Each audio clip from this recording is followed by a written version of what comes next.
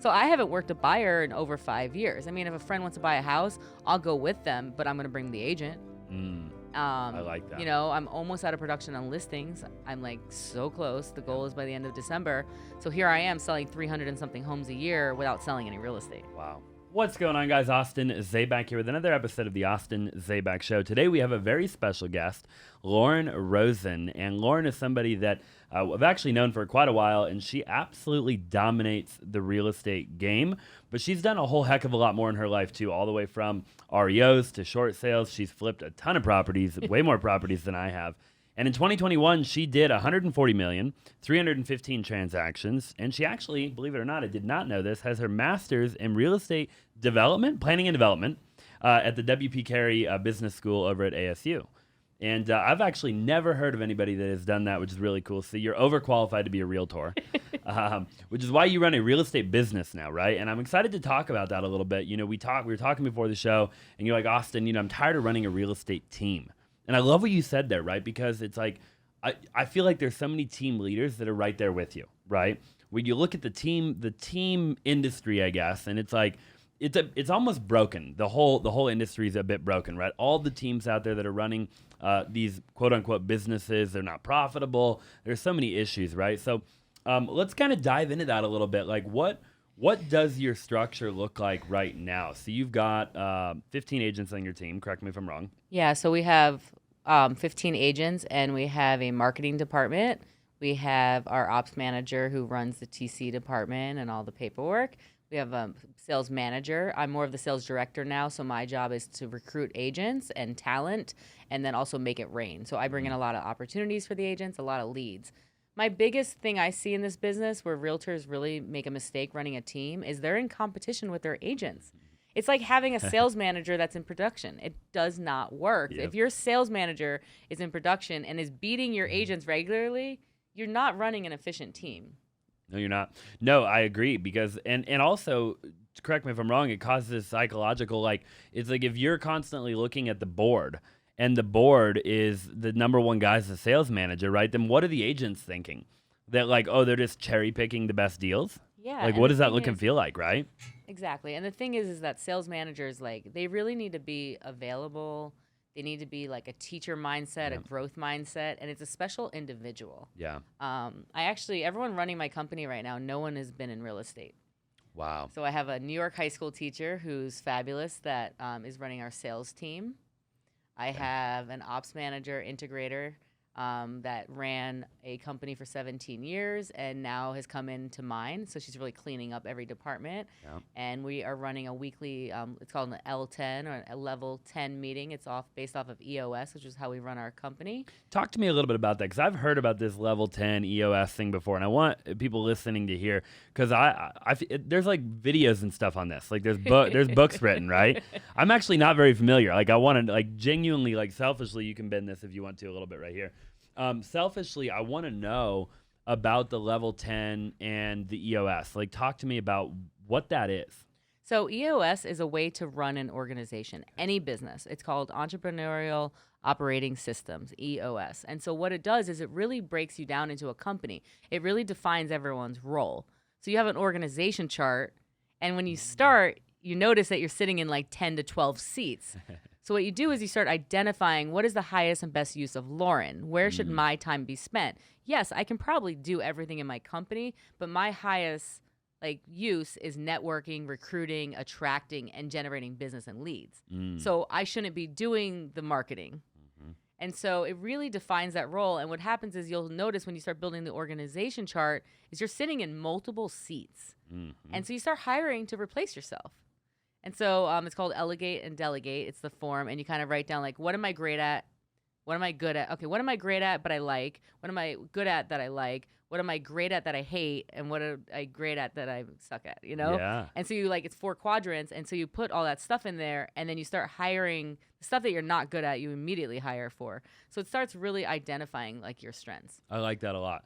And what, like, I love that you're doing that, because, again, like, going back to what we were talking about a minute ago, in your opinion, do you think that real estate teams, right, like, how come real estate teams in general aren't successful, in your opinion? Like, most teams aren't profitable, they're not successful. I think the craziest thing in real estate is that there's not an internship or some kind of training program. Like, I could literally get my license in Arizona, it's 90 hours. In New York City, it's 24 hours. In 24 hours, I didn't know that.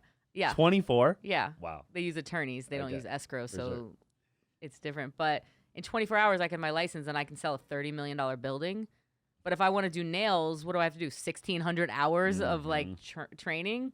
And I don't know. I feel like real estate might be a little bit more financially crippling if it goes wrong. Right.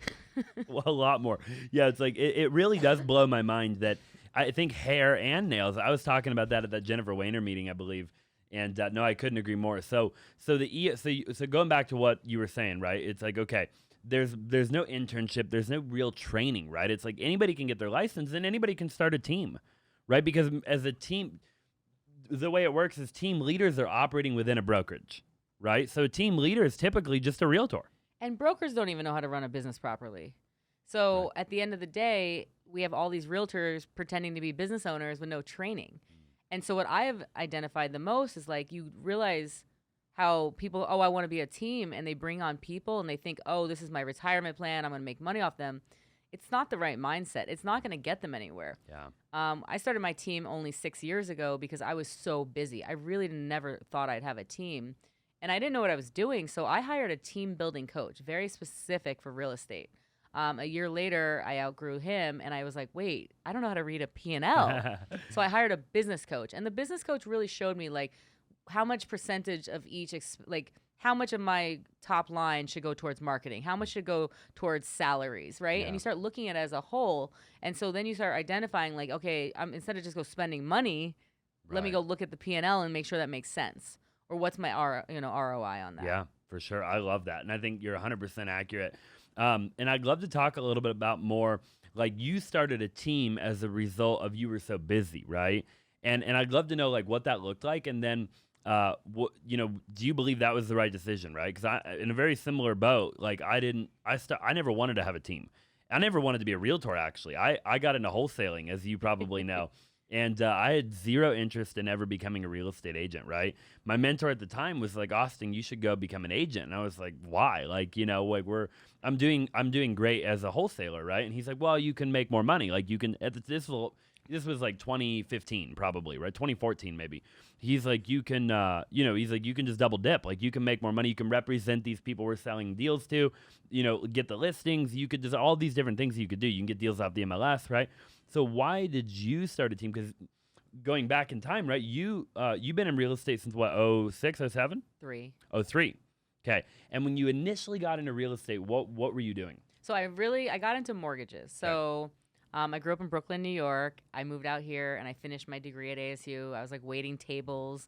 And my neighbor said, hey, come call mortgage leads. And I asked him, what's a mortgage? I literally grew up in an apartment in Brooklyn. We didn't use this term. We had rent. So I got into the business and I quickly identified like there was so much opportunity. And I really liked, that was the refinance boom in 2003, when rates were like 6% and people were so excited. And so I just kind of understood quickly that I could help people. And I was the lender that turned down refinances because a lot of times, I want to put my car into my 30-year mortgage. Are you going to own the car for 30 years? No. So I was more of an advisor. I've always thought of myself more as an advisor, and I've always did the right thing. And by doing the right thing, I had tons of referrals. So I really didn't have a great CRM. I was always good with birthdays. Yep. But one of my biggest faults is not having a really solid CRM. But about a year later, I got my real estate license, and I did both for a while, but mostly lending. I was really profitable and liked it. And then in 2009, I just saw a huge opportunity to jump in the trustee sales. So I did wholesaling down at the courthouses for about 5.5 years. I had no life. It was really fun. I would never do it again. Yeah, I bet. It was the Wild West. I've heard the stories. Like my mentor at the time was Torsten Colson. When I got into real estate, you probably met Torsten somewhere along the way, but he was same thing, right? He's like, dude, I'd be at the courthouse, and we'd buy a property at 9 a.m. and we'd have it sold by noon. You had to because it was due the next day. Mm-hmm. Yeah. So it was just really fun, and I got to a point where I just really burnt out, and so building a team kind of made sense. But I really made the mistake of what all team leads do is we hire out of desperation. So I was hiring people that weren't a culture fit. And the funny thing about culture, culture's there whether you create it or whether you don't. The culture is going to be there. So when you first start a team, you don't even know like what culture or team culture is supposed to look like. Yep. Unfortunately, I stayed at a small brokerage for a while because I was stepping over dollars to pick up the pennies and the cheaper fees. And I really didn't have any team around me to learn from. And then luckily I made the move 2 years ago to eXp Realty with Jen Wayner, you. Yeah. And all of a sudden I was surrounded by like real teams. And I was like, whoa, this is like, I'm not the biggest fish anymore, which I loved. Yeah. And I just ate it up and I implemented and I did it. So I implemented EOS a year ago. We were talking about that a minute ago, and that's just completely changed my life. And like once a week we get together, all the like every department head, and we kind of like hash out issues for 90 minutes. And it's really been the most effective system I've personally used. I believe that. Yeah, 1,000,000%. I've done a decent amount of research. I wanted to hear from your perspective, like what that looked like for you, you know. I always knew you as the flipper. Like when I got, you know, when I, like in real estate, like since I've been in real estate, right? Like I always heard your name. It's like Lauren Rosin. She flips. Like she's a flipper, I'm right? definitely a buyer. Yeah. And then it wasn't until I grew a bigger team that I realized, oh no, she's actually a badass team leader too, right? And I actually like didn't know that until probably like maybe 2 years ago or something like that. So talk to me about like flipping. Like at what point, so you did the trustee thing from like '09, like 5.5 years, right? Like when did you start like actually going in and flipping these things? So 2006. Okay. I did a short sale in Tempe. Yep. On Pebble Beach. And so I did one. And we were borrowing hard money at like 18%. Oh my gosh. Still making money. Yeah. So I did that for years. And that was, but then when I got into the trustee sales, like here I am, a waitress in Brooklyn. I don't have that much money, right? So I was OPM, other people's money. And so I came up with a profit sharing strategy. So basically the investor owns the property. I run the remodel, I acquire it. They pay all the bills, the utilities, the insurance. I don't put a penny in, and then we sell it, and I take half the profit. And it's worked for years. People are like, why would I give you half? Well, because you can go to the country club and tell your buddies you flip houses. And so I did that for a long time, and then I got to a point where I had some of my own money. And so now I have a handful of investors I'll still do some flips with. Yeah. But, you know, I just started flipping. But I got to say, my number one rule, which I never followed, and I would not be sitting here because I'd be retired, is for every 2 flips, buy a hold. So I think if I held more properties, especially, you know, we're buying houses for 30, 50 grand. Right. So I bought a lot of them, but not enough. Yeah, for sure. I know. Like you probably know Zachary Keeps, right? And he's the dude that I had on the podcast, and I think now he owns 240 properties in Arizona, right? And like I want to say, don't quote me, but I want to say like 50% of his portfolio is unencumbered. Like he owns it free and clear, but he was buying them for 30, 40, 50 grand, right? Like he got them cheap, you know, and he just held them for a decade, right? So like naturally a lot of them are paid off, you know, and I'm right there with you. I'm hoping, and we'll talk about it later on in the show, that we'll have an opportunity again at some point to do, you know, to buy a bunch of rental properties. So last year, because the market was so hot, I got rid of a lot of my like weird properties, you know, like the illegal triplexes and stuff like that. And so I took the money out of those and I put them into better assets. So I dabbled in some AirBNBs, trying that out. What do you think of that? Let's talk about that for a minute. Like Airbnb, I feel like a lot of people listening, like Airbnb, I just moved into Optima Kierland. We were talking about that before the show because I'm just going there for like, I did a 6-month lease, but I was on the rooftop and I was in the sauna. And a couple of guys walked in. I talked to everybody, right? And they're like, "Oh, we do high ticket sales for like an Airbnb guy, right?" And I hear this all the time, like Airbnb. And I know a lot of the bigger Airbnb guys that own an 85251 and 85257, right? Yeah, they're all about to be in trouble. I know. So talk to me about that. Like, what are your thoughts on Airbnb? I think Scottsdale's oversaturated, and so now you see the city stepping in, and now there's a new permit that people are going to have to pull by January 6th in Scottsdale. None of mine are in Scottsdale. Wow. So I'm one of the people that sees everyone going one direction, and I run the other direction. So I have a really profitable one in Arrowhead, Peoria area. Okay. And I was trying to flip it, but it had a really bad solar lease, about $200 a month, but it worked out for me in an Airbnb because my utilities are about $200 a month. Right. And it has a heated pool. So it all kind of worked out. I have another one in Glendale, one in Phoenix. But the truth is, I don't think it's a great starting point for people.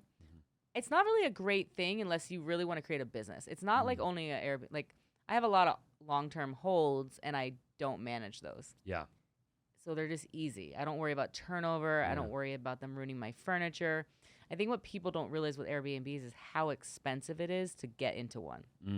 So say you buy a house, at least 20% down. Yep. Now you got to do some updating to the house. So say 20 to 50 grand. Now you got to put furniture. So you're probably 25 to 30 grand with the sheets and you need everything. It's a full house. So I think it's like, okay, wait, now I'm out of pocket 150 grand for an Airbnb. And yeah, I'm getting 5-6 grand a month. Great. But like how long before I make my money back? Right. And then also you got to think the furniture and everything's getting used and kind of destroyed. Yep. So like personally, I would like to buy more long-term holds. They're lower maintenance. You do make more money on the Airbnbs if you manage them yourself. Right. But if you hire a management company, you're looking at 20 to 30% for the good ones. It's kind of the difference between the profit between a long-term hold and a short-term hold. For sure. Yeah. Yeah. I love that you explained it like that because I feel very similar to you on that. I've thought so many times about getting into Airbnbs, and I only own long-term rentals, not as many as you, but I do own, a decent amount. And, that's the reason I haven't got into Airbnb, right? What are your thoughts just while we're here on the podcast? Because I think there's so many people that watch, this podcast and watch me that maybe are newer to real estate too. Like you see, and maybe you're familiar, maybe you're not, but like I'm seeing a lot of this like Airbnb arbitrage thing going on right now, right? And this is like the brand new people I feel like getting into the Airbnb game. Like, do you know anything about that? Have you seen that? What are your thoughts on that? And the problem is like the city or the state changes the law and it affects you. Like all of a sudden, Scottsdale, there was no HOAs in a lot of those communities. No one had any issues. But now all of a sudden you have to get a permit. And what does that mean? And what does that entail? And is there a lottery? And like, in San Diego, they try to enforce it and there's a lottery to who can do an Airbnb. So I do think it's BS that the government's involved in that and, it's your property. But I don't know, like me personally, I don't do reservations under 14 days anymore because I didn't like the turnover. You don't want the weekend partiers. Right. So that's been kind of one of my things. Yeah, it's really interesting that you say all that. I know a couple of people in like 85254 that are having a lot of problems right now, that are in lawsuits and all kinds of stuff, right? That, just trying to figure the Airbnb thing out, right? So I think that's a very interesting thing.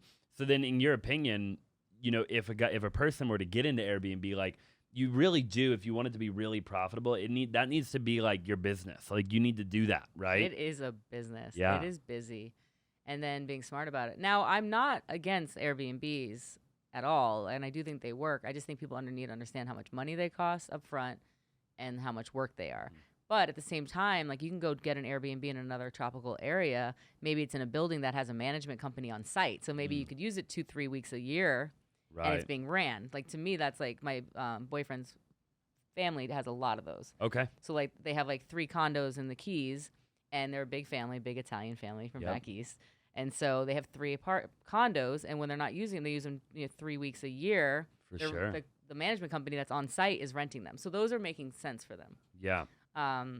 My biggest thing is like I've always helped people build their wealth through real estate, not just investors. I try to teach the regular everyday person how to do it. And the real trick is buy a house and live in it. Yep.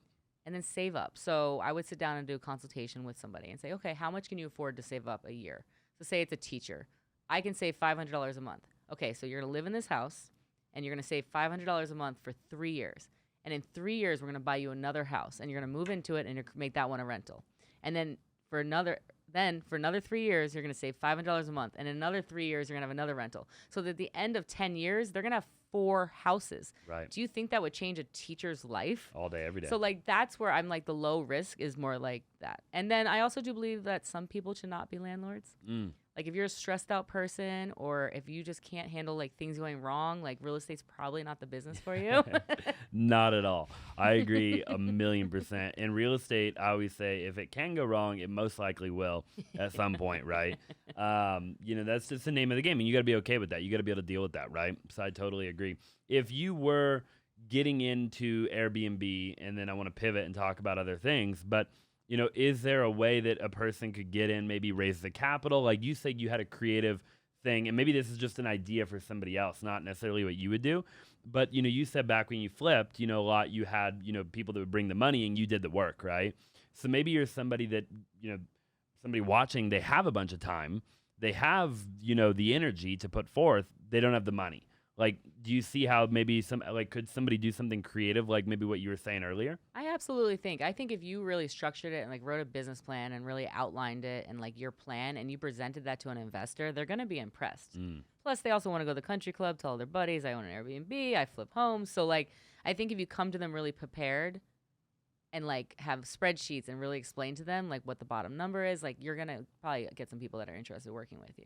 Wow. I love what you said there because it was so subtle. But for people listening, it was like, go prepared. Like the amount of people that pitch, I get pitched all the time, you get pitched, and the amount of people that just like try to pitch you and there's no like substance to like what they're talking about, right? It's like they didn't even spend the time or energy before they called or DM'd or sent a Facebook message or whatever. And I think that goes such a long ways. It's just like being thorough, right? Before you go to somebody with money and say, hey, like I want you to invest, like it's like be thorough about that, right? And I think like because the market's been so easy the last few years, we've gotten really sloppy. Like everybody's like, I'm in my Lululemons running to go meet my $5 million buyer because I already met them once. We know each other. Yeah. Like, I'm sorry. Like, I'm just all about, like, I call it the power blazer. I'd say it's like a superhero's cape. And I just tell my agents, like, wear a blazer. Like, throw any outfit, put a blazer on it, and you're dressed up. Right. And so I'm trying to bring back, like, that because I feel like everybody's, oh, I'm so good at real estate. It's like, it's been pretty easy the last few years. And the problem with such a strong market is that we created really weak agents and wholesalers. So as much as the shift is going to hurt, it's probably not going to hurt people like us because we have multiple streams of income. I have my retail Rosin Team real estate team. I have a wholesale division, LRT offers. I have my long-term holds. I got my AirBNBs. I'm JV in a title company. I have, an insurance business. So like I have so many multiple streams of income that I'm okay. Right. And I'm making sure that my people are okay. Like I have a lot of W-2 employees and like it's my responsibility to make sure I have their salaries in the bank. Yeah. So luckily when the market took a hit in March 2020, we had 14 contracts canceled that day. Half of them jumbo because they actually froze all jumbo financing the banks. That was a fun day. And I freaked out. But luckily I had enough money in the bank and I told my staff, I'm not letting you go. I have all your salaries. We're fine.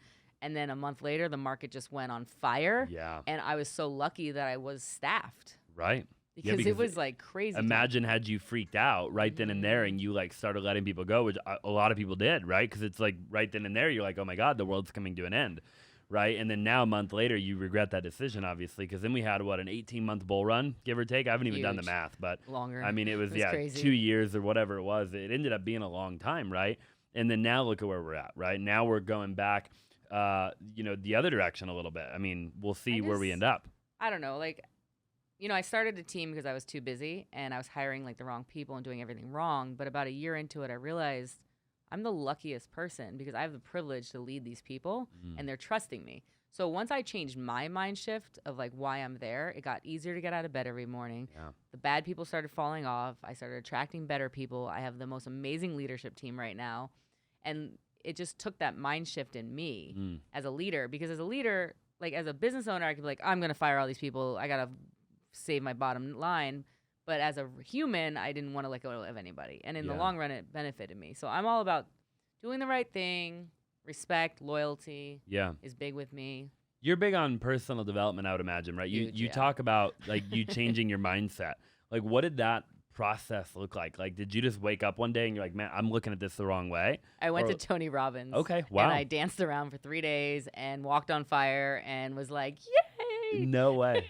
Date with Destiny, or which one did you do? Just the Unleash the Power. Unleash the Power. The one where you walk on fire. Yeah. It was in Northern Cali, and it was just eye-opening. Like, I literally came home, fired my business partner. Sorry. Because I realized it was, like, it was two visionaries. We're not going to get anything done. And it just came back, and I just started realizing, like, I'm so lucky. I get it. Like, and I'm not just helping agents, right? I'm helping the escrow agents and the title reps and the insurance broker and the DoubleTree inspection, and like everybody, right, is making money off of because of what I'm bringing in.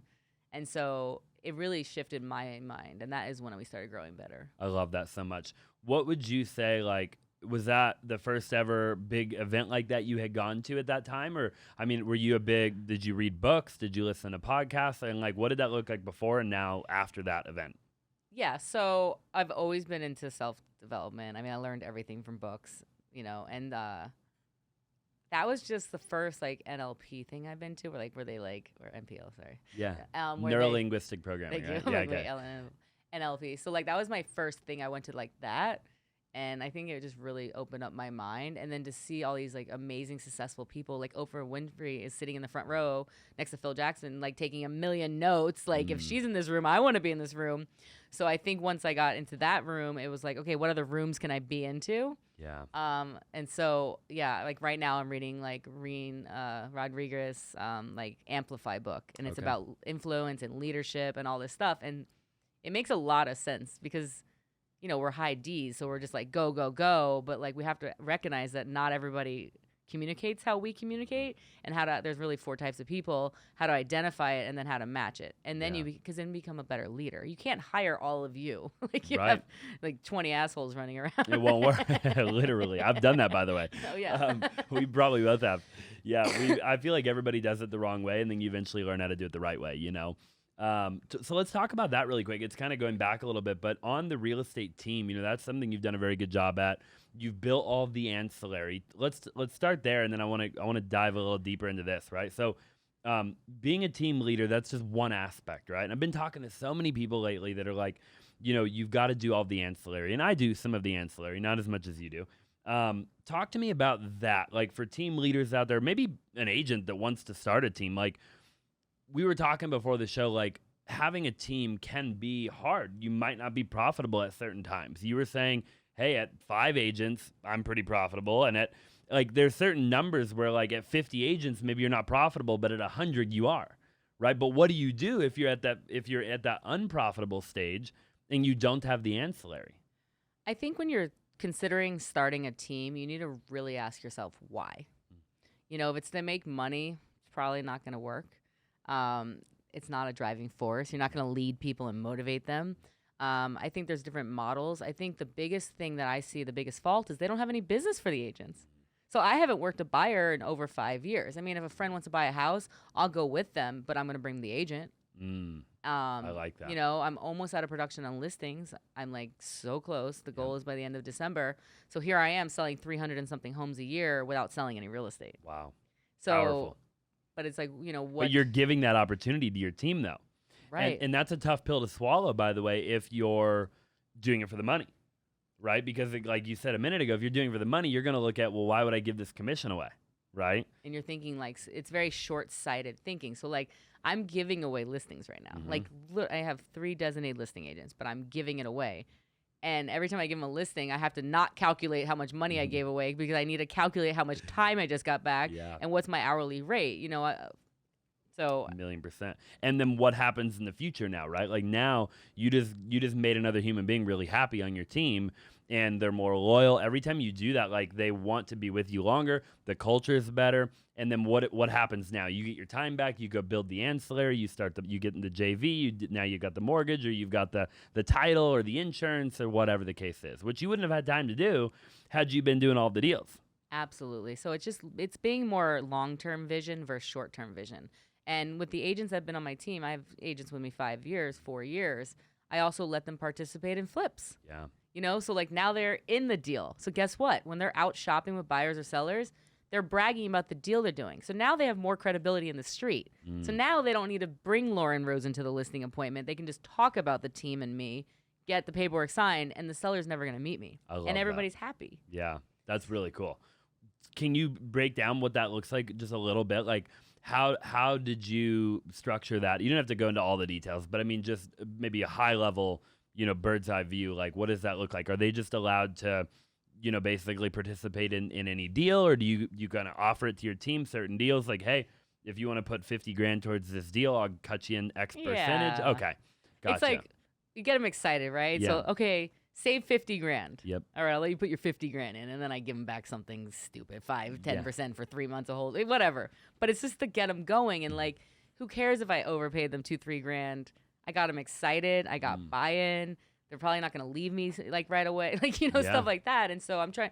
And the other thing too is I'm teaching them how to create wealth through real estate, so then they could teach their clients. Because for me, every client is 5 deals, and that's how I did 100 deals a year for a decade with no CRM. every client, I was like, hey, who do you know? I want to make them money. I want to help you make money. So like I taught one teacher how to buy 5 properties in 10 years. She Right. told 20 of her friends. Right. So now 20 of them bought 5 properties. Wow. So if you just really, so I've always made myself an expert. When I was a lender, I was a finance expert. I am now a real estate expert. I have realtors that come to me to run deals by me, or how do I tax, like I'm really big into tax strategies and legal strategies, because if you're making all this money and you don't know how to protect it, there's another issue. Right. So it's like, instead of taking that listing, why don't you go learn how to like set up an S corp and maybe, donate some money Yeah. and save more money. And so like, there's just ways to be strategic. I couldn't agree more. And I love what you said. I think that that's so valuable. Even the part where you're talking about, the agent learning, right? Now they're giving you money. They're bought in, all those different things you said, but then you said they're learning the game, right? And they're really learning the game because they're not just watching you from afar now. Their money's in the deal, right? And so they're right up there close and personal, like watching now, right? And I think that's so powerful because you're taking maybe an ordinary average person that would have never done a flip in their life, give them the opportunity to not only be a part of a flip, but learn the game, and then now go teach their clients, or even just have more confidence when they're out talking to people, right? Yep. Like I have a San Diego agent. She actually buys them, remodels them, and holds them. But now she's done 4. Yeah. And so when I met with her 2 years ago, I was like, you need to tell everybody about this. So now when she spends, a Zillow lead comes in, they don't know who we are. But if you're out in the field with them and you're talking about your holds and your flips and your contractors, it's instant credibility. Yeah. And sales is about credibility, confidence. People want to know, like, you're going to negotiate and you're going to be on their side. Yeah. And so I love that. That's awesome. So talk, I want to dive into a couple different things. Like I like getting into the fun stuff. When you were building the team initially, you said you started it, you were so busy, right? What were maybe what was maybe just a mistake that you made in the beginning? It could have been a hiring mistake. It could have been really any type of mistake that if you look back on it now, you're like, I wouldn't do that again. Oh, let's see. So hiring wrong. Okay. And then hiring and doing different splits. So like they talked me into this split.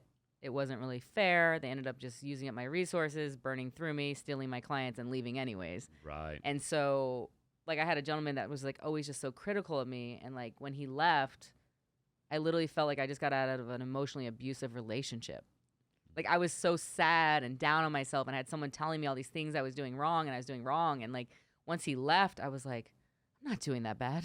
Right. That guy was right, And so just that, it's almost like you're almost in an emotionally abusive relationship without realizing it. So like if someone doesn't, I literally got rid of a top producer 3 months ago. She was doing 5 deals a month, but she was ruining my life.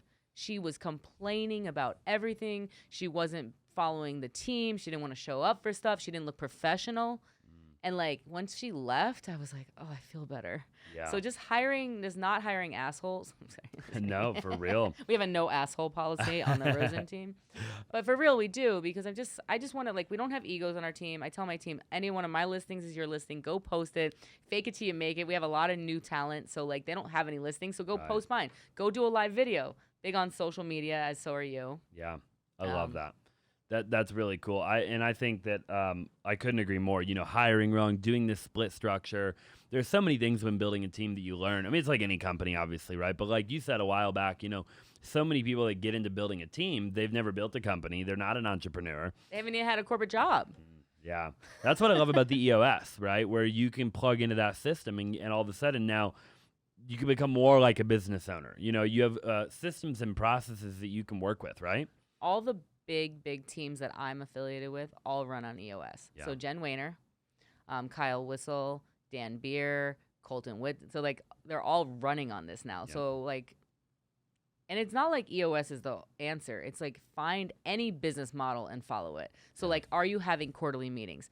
The best thing about the quarterly meetings is we're setting 3-month goals. We call them rocks in EOS, but we're setting 3 months, and that's it. Yeah. And there's nothing like. That's your goal. And so what's nice is after 3 months, you come back and you're actually like, wow, I finished stuff. Where I find in real estate, it's like we're never satisfied. Oh, here's more, here's more, here's more. We don't stop to congratulate. And you have really hard staff. They're working harder than any realtor I know, holding down the company.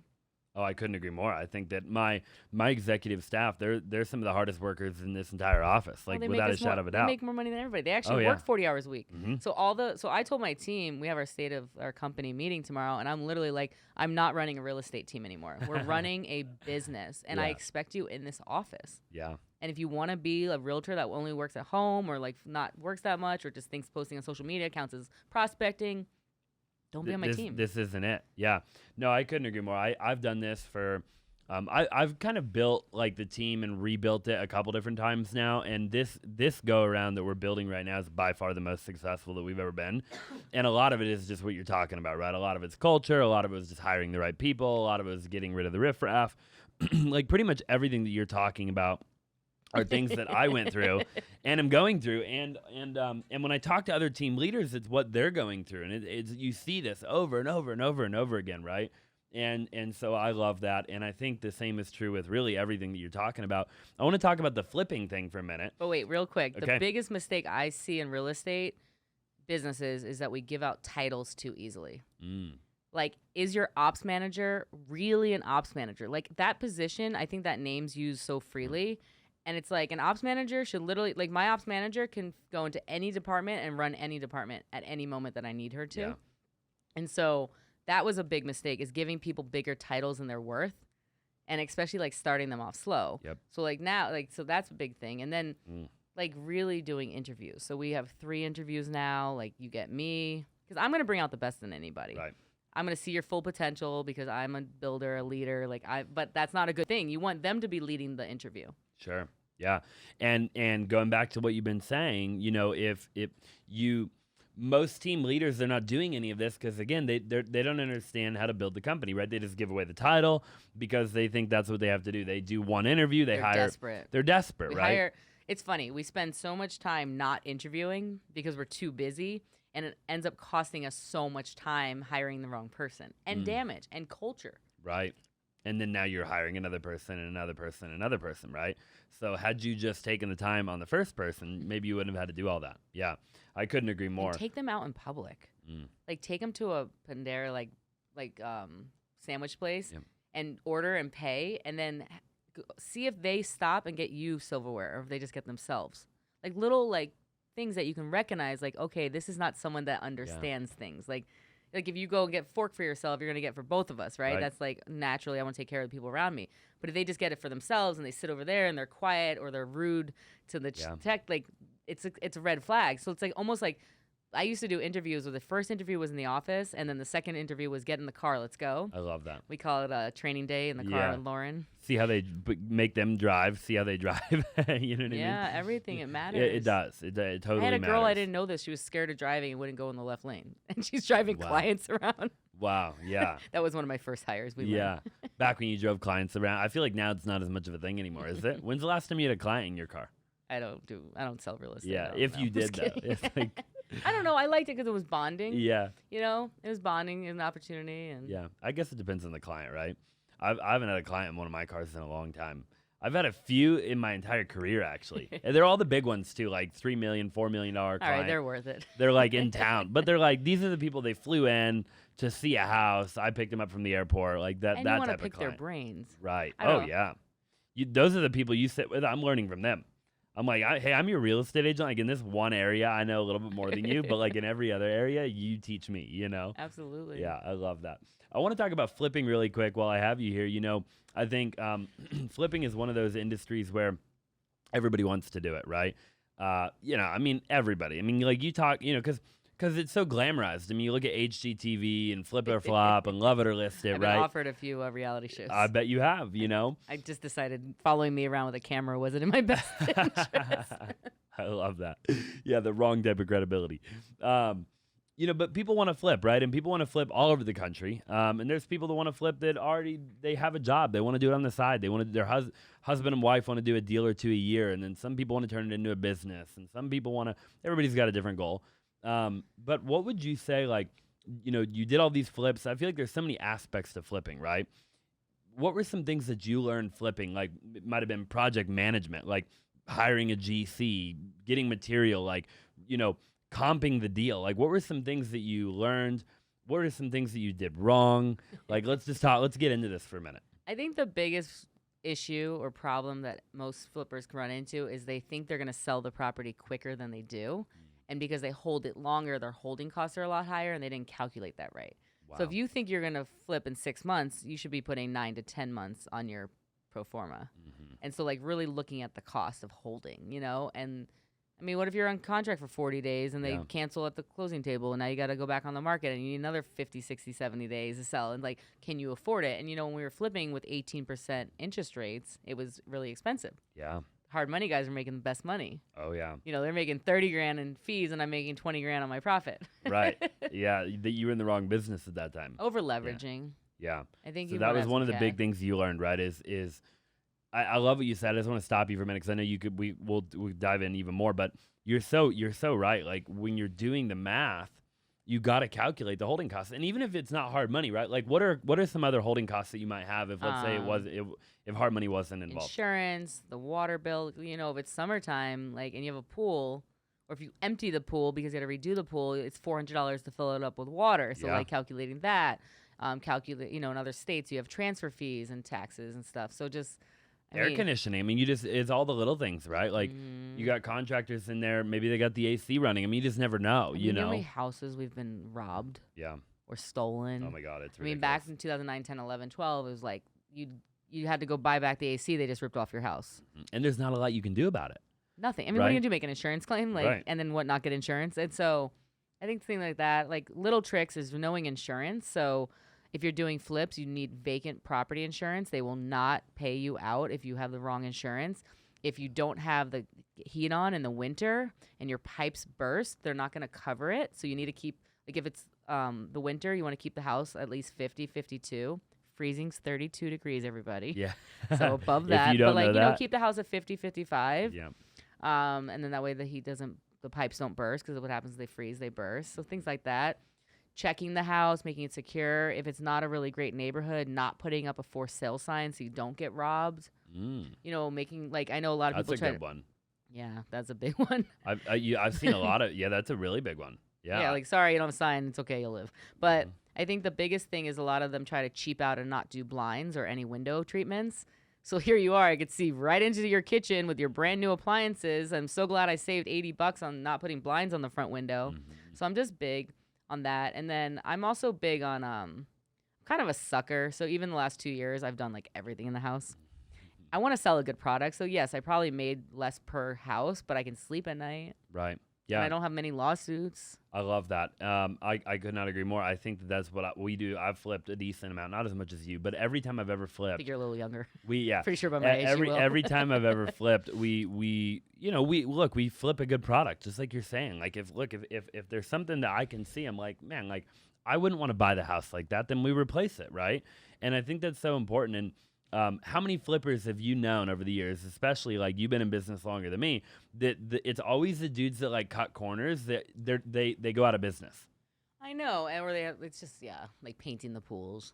Yeah, stuff like that. You see all that crap, right? Yes. I have my Z list of realtors. We don't work with you. Yeah, you know, they're the lipstick on a pig. They cut the corners. They as cheap as they possibly can.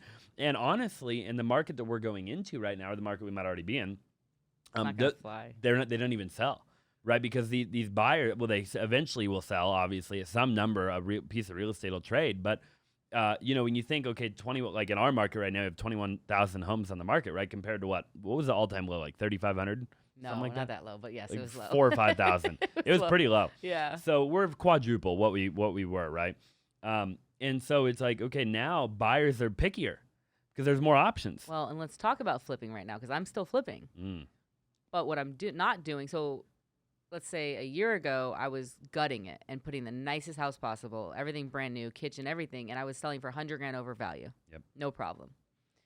Now, I'm not doing it as well. I'm not, like, now I'm just painting the kitchen cabinets. Like, I have one I left. They have, like, this square granite. I left it. It's granite. Right. But I could probably list that for $575 if I gutted everything, but I'm probably going to still sell for $525, $550 because someone's going to lowball me. So instead, I'm taking a house that's probably $575 and I'm listing it for $525, right, making it nice, but I'm not spending an extra 40 grand on the kitchen.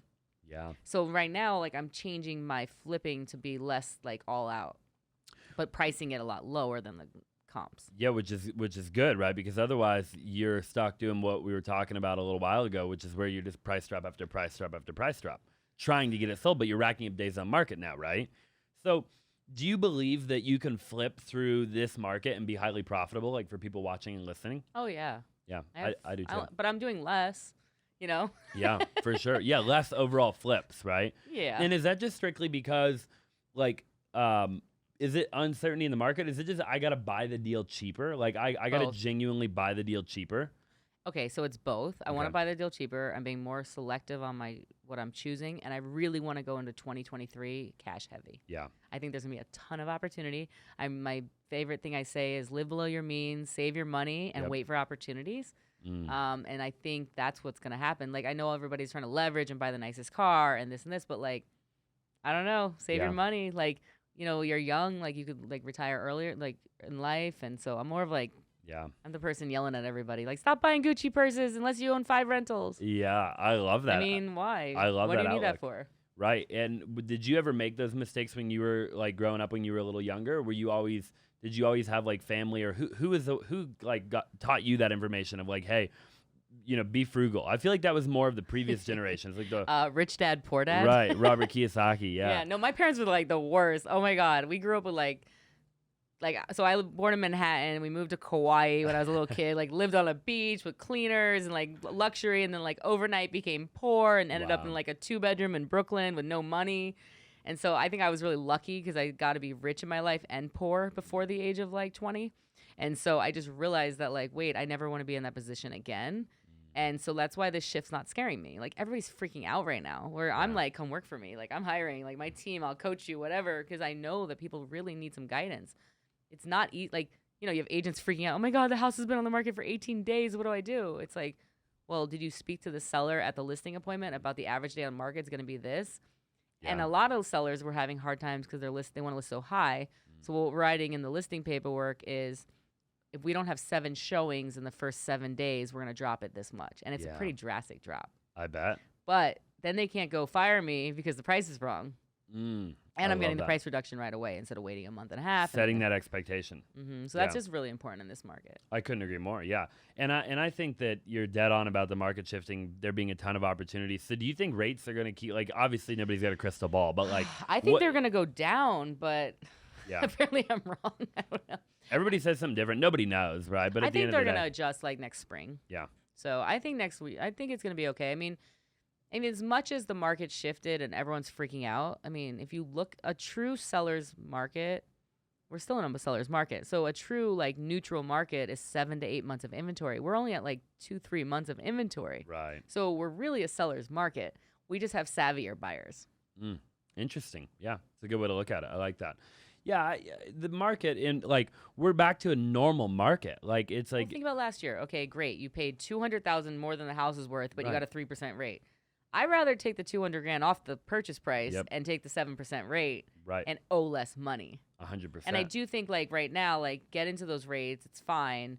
Make sure you're comfortable with the payment, but like plan on refinancing in 2 years. Agreed. 'Cause 1 rates million%. will be down in the next 2 years. Yeah, of course. They're not going to crash our economy if they keep doing this. It's Right. not good. Yeah. Not crash it, but you know what I mean. They're going to eventually they're going to go down, right? It's almost just a matter of when are they going to go down? Like, when is that going to happen, right? Exactly. How bad is it going to get before that happens? But like you said a little while ago, like, hey, there's going to be opportunity though, right? Too. So it's like, as much as some people want it to change tomorrow, it's like, but the opportunity comes from all of this, right? It comes from, people weren't prepared. Like, that's just capitalism, right? Like, there's just ebbs and flows. It's up and down, right? And people take advantage of people who maybe didn't plan ahead, right? And that's just the way it goes. It's just the cycle, right? And the people that didn't get the last one will get this one, and the people who don't get this one will get the next one. Because you learn, right? You're like, oh, I screwed up. I didn't go into this cash heavy. I didn't plan for this. I didn't blah, blah, blah. And other people took advantage of my lack of preparation, right? And so then what that does is it teaches you, and it's like, okay, well, then in the next cycle, now I'm going to be that guy, right? And so like people learn that, right? And so are you excited about purchasing property going into 2023? And if so, like, what's your game plan? Like, are you like, if prices kept going down, is it like, hey, I'm gonna shoot some low balls out, buy and hold? Is it I'm gonna flip some more? With the buy and hold, it's really going to come down to interest rates because honestly, if they're like 7-8% for an investment property, it's probably not the best to buy right this second. And I don't want to tie up like $500,000 in cash on a rental property that's going to make me like 10, 11, 12%. I'd rather go have that cash heavy and kind of find a deal, I think. I couldn't agree more. Yeah, I think that. But I love rentals. So I I'm love big rentals buying. too. Yeah, it's like how do you get in? I mean, you just have to refi, I But guess. now what I've been researching is assumable loans. Mm. Just think about how many people have assumable loans. And so like you can take over their mortgage 3-4%. You might have to put down a nice chunk of change because you have to pay the difference from what they owe. But like that could be a really great strategy. Wow. Talk to me about that. Like when you say assumable loan, we're not talking about a sub 2 where we're violating what exactly are we talking Yeah, about? not sub 2. Right. It's like a true assumable loan. Like it's going to be transferred to your name. And then, but then there's different ways to do the deed. So you can transfer the deed right away where the new owner is like showing as the owner, or you can make it like, so like a seller carryback, you can do the deed will get transferred once the final payment's made. So there's different ways to structure it. So that's kind of what I'm looking at right now is like, what do we do? Yeah. And now you keep hearing the word novations, Of course. which I'm not sure how I feel about them. Yeah, I know. I've heard a lot about I think they're novation. legal in Arizona. From my research, I believe they are legal. Yeah. But you better disclose. Big And time. if you're a licensed realtor, you probably should have a different realtor listing it Yep. and I try not to have like my agents that are involved in the flips. Like I never let them list the properties. I'm like, why? And I'm like, you're creating liability for yourself and you're voiding your E&O insurance. There's no, Right. if it's in your name, I'm going to list it. Right. We have a profit sharing agreement, so I'll get my profit later, but I'm the listing agent, you're the owner. Right. So it doesn't void your E&O insurance as a realtor. Yeah. No, I love that. What got you into researching the assumable loan? Because I actually find that pretty interesting. There's so many people talking about like sub 2, right? And I never liked sub 2 personally, just being transparent, just because it's just such a gray area. But I like the assumable loan thing.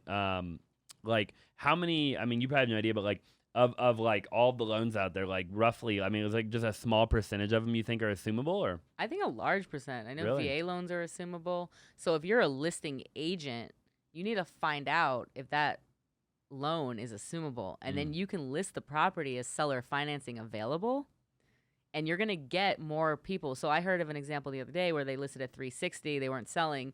They turned around, found out it was assumable loan. They listed it at 390, said assumable loan, and they sold it for 400. wow. So like now as a realtor, you're more valuable because you're thinking outside the box. Okay, like go to all your listings right now. How many can like assume like transfer the loan? And it means they have to qualify. They have to go through steps. You Yep. can't just be anybody. It's not For like, sure. but there's some really good strategies. And I think the more and more we learn them, the better we're going to be as listing agents, buyer agents. Yeah. I would be curious to like look into that more, because I would imagine like, if you were assuming a loan, it's not as crazy as obtaining a new loan, right? Like when it comes to like meeting all the qualifications and Totally. like And the rates are lower. right. So like, yes, I'm going to buy rentals next year, but I'm probably going to assume some people's mortgages. Yeah. Well, yeah. I mean, especially if I can assume a mortgage at 3 or 4%, right? Why? Like it's a no brainer Yep. all day long. So I think that's where I'm going to start focusing and Yeah. start learning more about it and figuring out because all you have to do is call the bank and find out, is this loan assumable? Right. And so now you can change your marketing on your listings. Yep. Yeah. And if it's assumable, then talk to me about what do I got to do? Like send me the qualifications. Like what do I have to do? Right. What does my credit have to be like? What do I have to do to actually potentially assume the loan? Right. Yeah. And then it's just negotiating with the seller, I would imagine, figuring out what they want out of the deal. Like how much cash do Yeah. they want in their pocket? Like the thing is, if you say you're selling the house for $500,000 and the loan's assumable is $300,000, you still have to come up with $200,000. Right. So it's not for someone who really doesn't have money, but for someone who has money that doesn't want to pay the high bank rates right now, it's a way to get lower rates. Yeah, I love that. Yeah, and it's just a creative, like you said, it's a way for you to be more knowledgeable. It's just a way for you to have another tool in your tool belt, right? Like I think that's what I love about you, and that's what I love about the people that are you're really a serial entrepreneur. You've got all these tools in your tool belt, right? You have the insurance, you have the JV with title, you have the real estate team. You're able to flip properties, you're able to Airbnb, you're able to long-term rental, right? And it allows you to go out into the world and talk to people and know more than just like one thing, right? We see so many people that are new, and it goes back to like you're talking about like 1,600 hours to do nails, right? And it's like so many people, they just do the 90 hours. They don't know anything, right? Like, so how do you go out at a bar or restaurant and like have conversations with people and answer their questions? Like you don't even understand real estate, right? And you're like, oh, I want 100% of my commission. I want 100%. That's great. If you come on my team and like say we're on like it's a team lead, you're getting 50%.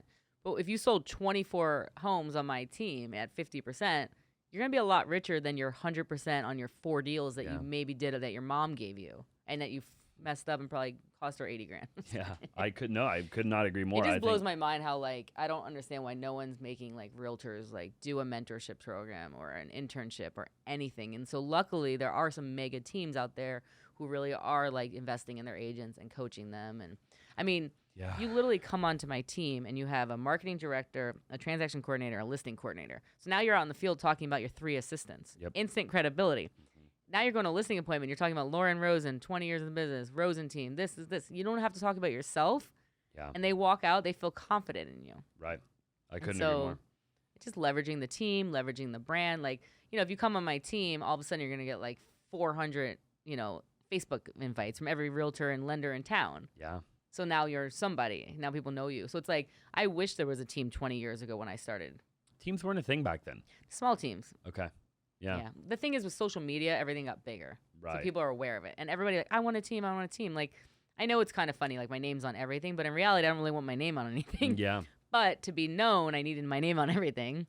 Of course. Originally we're the Lauren Rosin Team, which was really a long email. So then we cut it. But after a couple of years, I was known. And so then I felt comfortable changing the Rosin Team. And now I have my sister working for me and my sister-in-law. So hopefully like they have the last name. So I could just, it's like all of us have credibility. Which is really cool. Yeah. And I like how you've evolved that over time, going from the Lauren Rosin to just the Rosin, right? It's actually really cool. I never even actually knew that it was the Lauren Rosin at one point. So long. Yeah. It was the longest email ever. That is the long one. Why the? I know. I never did the. Mine was just the. Actually, I never even did. Actually, I take that back. I did. It was Austin Zaback Group, and then it just like you announced the Zaback Group, and now we're kind of like doing the One Roof thing, but there's still the Zaback Group's still there. We're kind of like mid, transition. But I know we're getting a little long here. I have like 1 or 2 more things. So you said 2 years ago you went to EXP, right? Where were you at before, and then why did you go to EXP? So I was at West USA Realty, local company. They had 3,000 agents. I was one of their top realtors for years, and it sucked. I would do team masterminds, and it was me talking for 40 minutes because I actually hired a team coach. You had like the mom and daughter team that wasn't really a team, and so I was never like surrounded by real teams. And then when I moved to EXP is all about collaboration and helping each other, and like they just opened up their playbook to me, like Jen Wayner and like Whistle and Dan Beer, and they're like, "Here's our playbook," and I was like, "Wait, you're sharing this with me?" Like the other day, one of my people in my EXP organization, because it's nice with EXP, they can be on my team, which is more strict, the Rosin team, or they can be in my EXP organization. I can help develop them. So we have a team right now that's growing pretty rapidly, and they just implemented CSU, and they're using the TC side. And I connected them with my technology guy. Stop building stuff yourself, realtors. Hire a professional. And literally, he called me up. He goes, "Can we just copy all your like TC drips and everything?" I said, "Absolutely." I probably just saved that guy 150 hours of work. Easy. And so, like, how much would it help your career by being affiliated with people that are willing to share everything? Wow, I love that. It's the same reason I joined EXP, right? The collaboration over competition.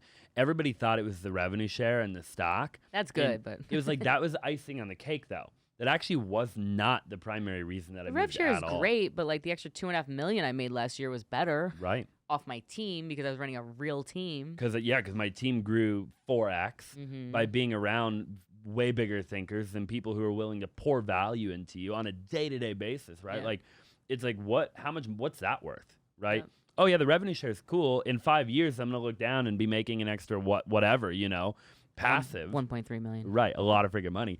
But it's like, I don't even have to really think about that. Like, that's a byproduct of going out and helping people. Like, correct me if I'm wrong. Like, I haven't put any energy into like recruiting. I've recruited, but it's just been a byproduct. We call it attracting. Yeah. I mean, it's so fun. It's like I have 6 teams that are under me right now that I wouldn't even be friends with. Yeah. And I'm sharing with them, pouring into them, and then they're in different parts of town. So if somebody lives on the far west side, I can refer them to 3 teams over there. They can interview and see what the best fit for them is. They can still be in my EXP organization, but now they're on that team. Yeah. So they're getting the best of both worlds. And so that's what I really loved about it. Yeah, no, I love that. That's awesome. And now that you've joined them, what are like a couple of other things? Obviously, we just talked about like 'cause I'm curious if there's even some stuff that I don't know, but like we talked about like revenue share stock. Is there anything else with EXP that now that you've been here that you really truly love about the company? They have group health insurance, which is actually really good. And I find a lot of realtors don't have insurance because they can't really afford it. So I love that they made a group policy. I love that I don't know, Glenn Sanford, the founder, is just a visionary. Yeah. And now he's biohacking and reducing his age, and he quit drinking. And I go to it's funny, I'll go to these trainings with Sheplack or Dan Beer, and there's freaking Glenn sitting in the front row taking more notes than me. So here's a guy making billions of dollars, and he's still pouring into himself every single day. And that's a leader that I want to follow. And they just did a collaboration with like Tony, I think. Tony Robbins is now affiliated with them, and Yeah. Sheplack is doing training for them. And then we have Cardone, Grant Yep. Cardone is part of it. So you get 30-day university. So every 30 days they change it, but everyone has access to his university for 30 days, and then they change the topic every month. So it's like you're getting like this $10,000 course for free. Yeah. And we're part of the Fast Forward movement, which is definitely my favorite part of EXP. Who you choose as a sponsor is like life or death, basically, in this business. Same, couldn't like agree kind more. of like a team lead. You get the right team lead, you're gonna, do really well. If you're the wrong team lead, you might have to go back to your other job. I really agree with that last part of like who you name as sponsor is really important. I've seen a lot of people make this mistake of like going to a particular organization where Or their maybe friend.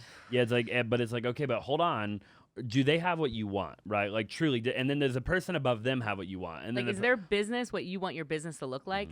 I mean, I have a friend, and I love her, and she's been pushing me for years to look at the EXP model, and I was like, no, I don't want to see it, and I was being ignorant. And then once I looked at it, I was like, wow.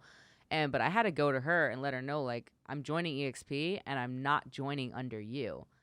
I don't have any benefit of joining you. There's nothing. You don't have a strong enough senior partners.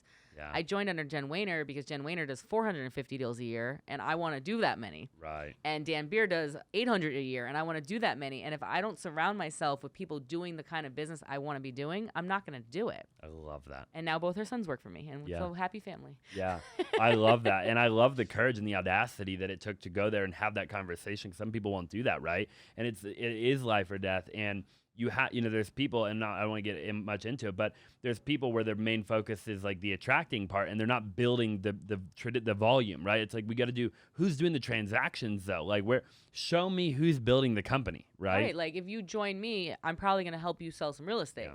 And so my focus is like, we're just like, how much real estate can we sell? Let's sell real estate. And then the rev share and the attracting and all that follows. Yeah. And now I get to cherry pick who I want on the Rosin team. So I don't have to hire everyone. Back in the day, if you didn't like someone, you're like, sorry, you're not on the team.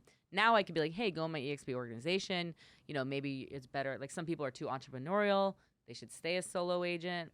You don't want to, I always ask people like, where do you see yourself in 3 years? And if they say running a team, they're not Rosin team material. I'm not trying to create huge teams competition against myself, but I'm happy to build you in my organization and build you up. Right. Exactly. Yeah. Yeah. It's like just start right here. I'll practically give you the same thing. Like you might not have access to like my TC like directly or Right. like my air conditioning or whatever, but like I'm gonna give you all the tools and resources you need to succeed as a team leader. Absolutely. I love that. Yeah.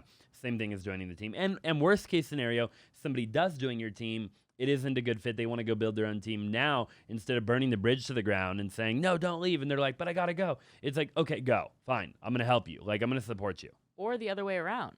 I've had people come in as solo agents, and then after 6 months, we're like, hey, I'm having a rough time. I really would love to join your team. And those are the best people because they've struggled a little. Yeah, they are. It's just, I couldn't agree more. It's like lead generation. It's like we have a virtual assistant company, lead generation company. And I always tell everybody on the Zoom call, like our executives, right? And my partners and stuff. I'm like, our best client is somebody who's done a bunch of lead gen. Right, like not somebody who's brand new to lead gen, right? And because they have experience, they understand the game, right? They know what and it just makes our life so much easier when they have that experience of knowing, right? Yeah, like I have a guy on my team right now, and he's been solo for 9 months, and he joined, and he's like, wait, what? I get this and this and this, and he's like already putting deals in, and he's like, I'm doing more deals in my first 3 months than all of last year, and I was like, yeah, that's the power of joining the right team. And he's so grateful, But right? ask if you're interviewing a team, the number one thing you need to ask them is, are you in production? If they're doing listings, I'm okay with that. But if they're working the buyers and they're running a team, you got to feed your agents. Yeah. And like, I get like, don't give them a fish and teach them to fish or something, like, but like, you kind of have to feed them too, because if you don't build their confidence and like give them some experience, they're never going to be great. Yeah. I know you have, and this is the one thing where you have to, right? Like if you're not giving your agents leads or deals or referrals, then what are you doing? I mean, I get that you can have the TC and you can give them the business card and the open house sign. That's great. But at a certain point, you got to give them a deal. But if they can't feed their self, their family, pay their bills, pay their car bills after being with you for a few months, you are failing them as a leader. You need to cut them, have a real heart to heart. That probably is not the best business for them. Or you need to realize that maybe you're not the best leader. Yeah. And then send them to me. I'm just kidding. I love that. Yeah. Send them to Lauren. Okay. We'll put all her or information Austin, down sorry. below. No, she'll take them. I love that, Lauren. Well, I know we're getting a little bit long here, but I'm so glad that we got to sit down today. What is like my final question is like throughout building all the businesses and flipping and do everything you've done in your personal life. I mean, just everything as a whole that you've done in your life. Like, what's maybe one or two things that you've just learned? It could be about relationships, business, finance, anything that, if you could go back and tell your younger version of yourself and give this like couple pieces of advice, like what would something be? Okay, so I always say CRM. So like I feel like I should have a much stronger buyer list than I do, because over the years everyone calls me, hey, I want a deal, and like why didn't I compile that into a list? So a CRM, now everyone talks about CRMs or gives them part of like EXP is part of like your fees, you get it. So I feel like that was always a big one. I think another one is cutting bad relationships. And I'm not talking about romantic relationships. I'm talking about friends. So I got out of college and I had a fun group of girls and we all partied and they were rich girls. And here I am going into the mortgage world and being really serious and trying to like build my career. And so I just made a decision not to be friends with them anymore. We weren't really, we were fake friends anyways. And so I removed myself from that environment and I was lonely for a little bit, but then I got some real friends and better friends. And then now it's funny, as I get to the level I'm at, it's even harder to have friends, because I'm like, first of all my friends are really busy because we're all badasses. But like now I go to dinner and I only see them every 3 months, but we're having like really deep, awesome conversations. So it's helping me grow as a person. So I think just cutting people in your life, and I'm sorry, I'm really a loyal person, but like you got to do what's best for you, but not in a selfish way, especially as a team. Like you have to do what's best for your team. And so like me going to my friend at EXP and being in her downline was a really bad decision for my team. Yeah. So as much as I felt like, hey, I wasn't being loyal to my friend, I was being loyal to 25 people that trusted me with their careers. So I think just like removing, and if like someone's jealous or like takes up your time or like just like remove it as soon as you can. And I see so many people staying in bad relationships because they're lonely. Like learn to be happy alone. I love that advice. It's incredible advice. And everybody needs to hear that, honestly, including me. I love that so much. Well, Lauren, where can people find you? Lauren Rosin, Rosin, on Facebook, Instagram, all of it. Awesome. So we'll leave all her information down below. Thank you so much for being on the show. I know. Thanks for having me. I always love chatting with you. We'll do a round 2 eventually at some point when you're going to be like 3 times the size. When I have 100 agents. Yeah, it's going to happen for sure. We'll see who can get there first. Thank you guys so much for watching. If you guys liked the Lauren Rosin podcast, definitely go check her out. Go give her a follow, shoot her a message, join her team. If you're a solo agent, you need somewhere to go. She's a rock star and she's just incredible. Definitely pick her brain, let her know where you came from. If you're watching on YouTube, make sure you smash the like button for the YouTube algorithm. Drop in the comment section down below. If you have any questions, I'd love to answer them. Lauren would love to answer them. And if you're watching anywhere else, make sure you leave a 5-star review. And we'll look forward to seeing you in the next episode.